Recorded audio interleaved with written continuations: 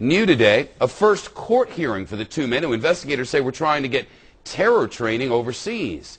Cops arrested the pair on Saturday. Both men, American citizens. Investigators say the men were planning to fly out of JFK Airport here in Queens, New York, and make their way to Somalia. That's the home of the Al-Shabaab militant group, which intelligence officials say has ties to Al-Qaeda. Police say the two men wanted to join Al-Shabaab to hurt Americans. That's a quote. But investigators stopped the men at the airport and swarmed their homes in New Jersey for looking for evidence. David Lee Miller is live at the federal courthouse in Newark, New Jersey now. David Lee, what happened in court today?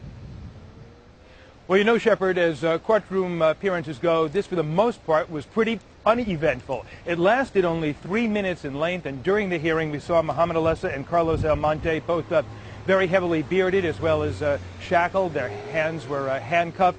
Now, Alessa had bruises and cuts on one side of his face. Authorities were asked about that later. They say that he resisted arrest on Saturday night. The courtroom, as you might expect, was absolutely packed. Also in attendance today were Alessa's parents.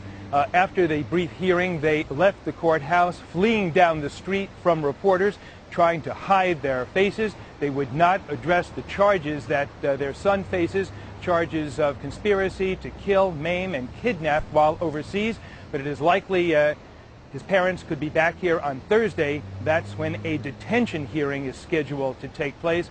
Right now, both the suspects remain behind bars. Shepard? What do we know about their backgrounds, David Lee? You know, both of these young men, we are told, were typical normal kids until they became teenagers. At that point, they started to become introverted and withdrawn, and they became increasingly religious. Specifically now, let's talk about Alessa. His family is of Palestinian ancestry.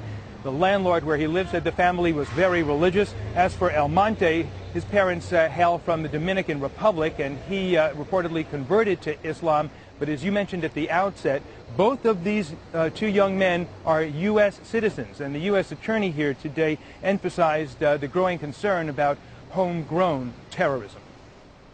This is a very real danger. It's one that the Department of Justice and our law enforcement partners take very seriously. You've seen this and a number of other cases in which people who are in the United States are alleged to have become radicalized. And how did these two men become radicalized? Well, it appears they listened to a great deal of videos and recordings from the internet. They read a great deal of literature written by the likes of Osama bin Laden. And Shepard, especially worth noting here is that some of the videos they listened to were from Anwar al-Awlaki. He's the U.S.-born cleric now in Yemen. On some of those recordings, he justified the killing of civilians in the name of holy war. Shepard? David Lee Miller live in Newark, New Jersey. Again, Judge